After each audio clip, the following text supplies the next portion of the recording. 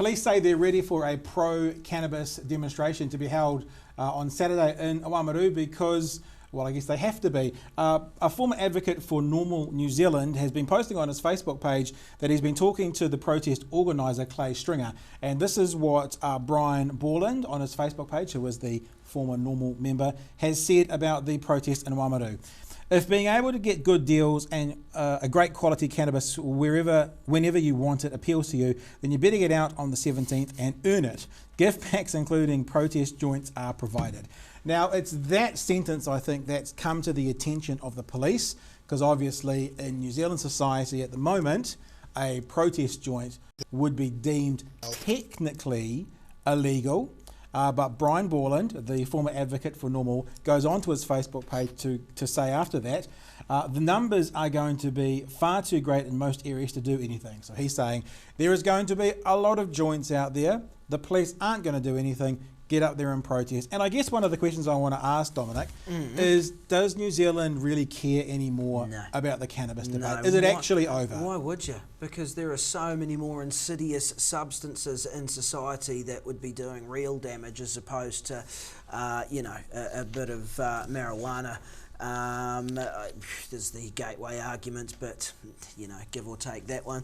Pat, to be honest with you, the interesting thing is, I think by publicising this event, can you imagine people from far and wide are going to be? This is like for a lot of people the protest to end all protests. You turn up and you get a gift pack and it's got a joint in it. Seriously, that is some great marketing from the protesters, ensuring maximum not only turnout but coverage as well. I don't know whether Brian Borland, who is not the organiser, has absolute knowledge, but that's what he himself reported. Well, I'll tell you what, if you throw that out there and there's a possibility, you watch them scurry into Oamaru from all corners of the country, I tell you. Scurry or walk very slowly with a gaze look? Well, no, they may leave very slowly, but I can tell you they'll be scurrying to get into the place for a kick-off without a shadow of a doubt. So they're protesting.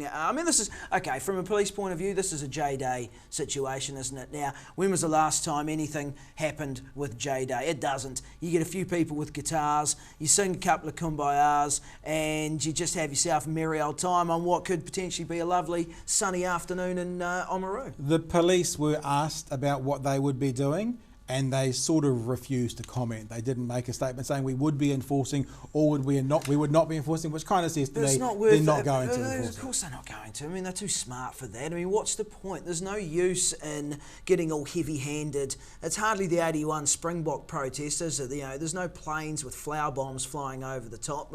There's no talk of anything insidious happening here. This is just a few people just saying, hey, look, we don't disagree with the current, we don't agree with the current laws surrounding cannabis in New Zealand, and this is just our little way of showing in great numbers potentially that we disagree. Well, ironically as well, I guess, if they do want to make a statement to the police, and in some days you do civil disobedience to get arrested, it's a part of it. If they want to do that, they have made it a bit easier for the police, because the report says that in Queenstown, Gore, Invercargill and Oamaru, the protests are actually going to happen outside the police station. So if they're going to arrest them, they don't have very far to travel to get there. No, and there'll be one or two that won't mind it either, because it'll be a minor if a nothing conviction at all, and the point is made. I think for a lot of people the point getting across is a lot more important than a bit of a another addition to the rap sheet. So in that regard, I think that, if it was going to happen, they're basically calling the police bluff here as well.